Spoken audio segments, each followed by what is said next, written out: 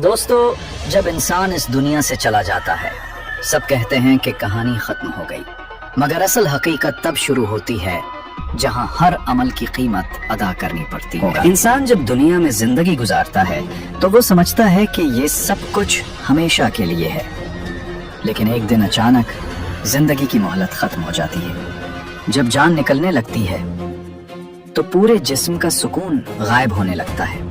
नबी करीम सल्लल्लाहु अलैहि वसल्लम ने फरमाया कि मौत की सख्ती उस शख्स को भी महसूस होगी जो जन्नती है, लेकिन उसके लिए आसानी से जान निकलेगी और वो खुशबू के साथ फरिश्तों की हमरा जन्नत की बशारत पाएगा। उसकी रूह फरिश्ते ऐसे निकालते हैं जैसे मुश्क से पानी बहता है। फरिश्ते जन्नत के रेशमी कपड़ों में लपेटकर उसे आसमान की तरफ ले जाते हैं। आसमान के फरिश्ते पूछते हैं, ये पाकीज़ा रूह किसकी है?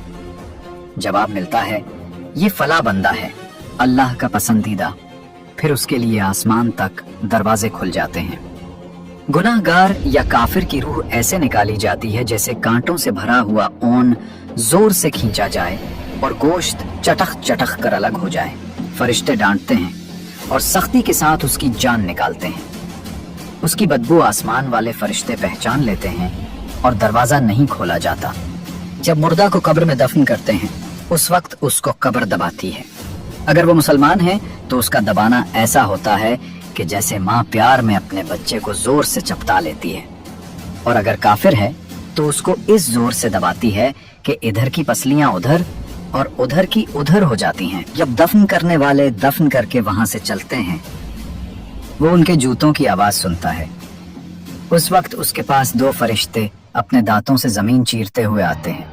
उनकी शक्लें निहायत डरावनी और हैबतनाक होती हैं। उनके बदन का रंग स्याह और आंखें स्याह और नीली और देग की बराबर और शोलाजन है, और उनके महीब बाल सर से पांव तक, और उनके दांत कई हाथ के जिनसे जमीन चीरते हुए आएंगे। उनमें एक को मुंकर और दूसरे को नकीर कहते हैं। मुर्दे को झंझोड़ते और झड़क कर उठाते और निहायत सख्ती के साथ करख्त आवाज में सवाल करते हैं। पहला सवाल, तेरा रब कौन है? दूसरा सवाल, तेरा दीन क्या है? तीसरा सवाल, उनके बारे में तो क्या कहता था? अगर मुर्दा मुसलमान होगा तो पहले सवाल का जवाब दे, मेरा रब अल्लाह है। दूसरे सवाल का जवाब देगा, मेरा दीन इस्लाम है। और तीसरे सवाल का जवाब देगा, वो तो रसूलुल्लाह सल्लल्लाहु अलैहि वसल्लम है। वो कहेंगे, तुझे किसने बताया? वो कहेगा, मैंने अल्लाह की किताब पर ही उस पर ईमान लाया और तस्दीक की।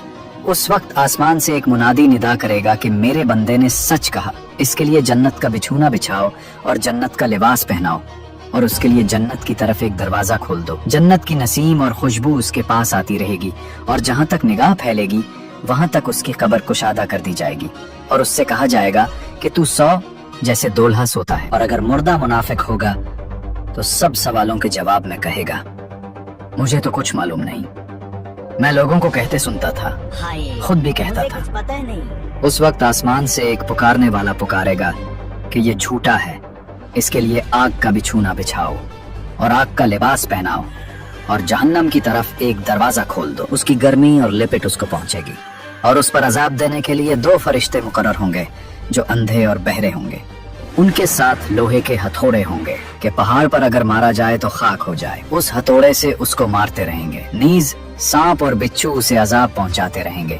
जमीनों, आसमान और जिन्नों, इंसो मुल्क सब एक दिन फना होने वाले हैं। सिर्फ एक अल्लाह ताला के लिए हमेशगी और बका है। दुनिया के फना होने से पहले चंद निशानियां जाहिर होंगी। 3 खस्फ होंगे, यानी आदमी जमीन में धंस जाएंगे। एक मशरिक में, दूसरा मगरिब में, तीसरा जजीरा अरब। इल्म उठ जाएगा, जहालत की कसरत होगी, जिना की जियादती होगी, और इस बेहयाई के साथ जिना होगा। जैसे गधे जिफ्ती खाते हैं, बड़े छोटे किसी का लिहाज पास ना होगा, वक्त में बरकत ना होगी। यहाँ तक कि साल मिसले महीने के, और महीना मिसले हफ्ता के, और हफ्ता मिसले दिन के, और दिन ऐसा हो जाएगा जैसे किसी चीज को आग लगी और जल्द भड़क कर खत्म हो गई, यानी बहुत जल्द वक्त गुजरेगा। क़यामत की सबसे बड़ी निशानी दज्जाल का जाहिर होना कि 40 दिन में मक्का मदीना के सिवा तमाम रूए जमीन का गश्त करेगा। 40 दिन में पहला दिन साल भर के बराबर होगा। اور دوسرا دن مہینے کے برابر، اور تیسرا دن ہفتہ کے برابر، اور باقی دن 24 گھنٹے کے ہوں گے، اور وہ بہت تیزی کے ساتھ سیر کرے گا جیسے بادل جس کو ہوا اڑاتی ہو۔ اس کا فتنہ بہت شدید ہوگا۔ ایک باغ اور ایک آگ اس کے ہمراہ ہوں گی، جن کا نام جنت اور دوزخ رکھے گا۔ جہاں جائے گا یہ بھی جائیں گی، مگر وہ جو دیکھنے میں جنت معلوم ہوگی وہ حقیقتاً آگ ہوگی، اور جو جہنم دکھائی دے گا وہ آرام کی جگہ ہوگی، اور وہ خدائی کا دعویٰ کرے گا۔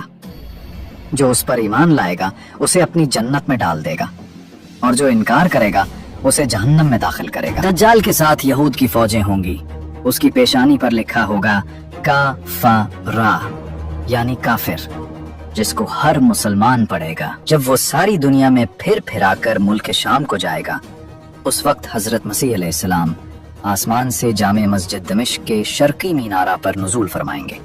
صبح کا وقت ہوگا، نماز فجر کے لیے اقامت ہو چکی ہوگی۔ حضرت امام مہدی کو کہ اس جماعت میں موجود ہوں گے امامت کا حکم دیں گے۔ حضرت امام مہدی رضی اللہ تعالیٰ عنہ نماز پڑھائیں گے۔ وہ لعین دجال حضرت عیسیٰ علیہ السلام کی سانس کی خوشبو سے پگھلنا شروع ہوگا جیسے پانی میں نمک گھلتا ہے۔ وہ بھاگے گا، یہ تعاقب فرمائیں گے اور اس کی پیٹھ میں نیزہ ماریں گے، اس سے وہ جہنم واصل ہوگا۔ عیسیٰ علیہ السلام کے زمانہ میں مال کی کثرت ہوگی، یہاں تک کہ اگر کوئی شخص دوسرے کو مال دے گا تو وہ قبول نہ کرے گا۔ نیز اس زمانہ میں عداوت و بغض و حسد آپس میں بالکل نہ ہوگا۔ عیسیٰ علیہ السلام صلیب توڑیں گے اور خنزیر کو قتل کریں گے۔ تمام اہل کتاب جو قتل سے بچیں گے سب ان پر ایمان لائیں گے۔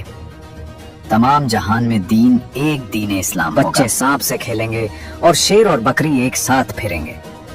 40 برس تک اقامت فرمائیں گے، نکاح کریں گے، اولاد بھی ہوگی۔ بعد وفات روضہ انور میں دفن ہوں گے۔ دوستو، عیسیٰ علیہ السلام کے نزول کے بعد دنیا کیسی ہوگی اور قیامت کے بارے میں کیا بڑے راز چھپے ہیں، یہ سب ہم آپ کو بتائیں گے اپنی اگلی ویڈیو میں۔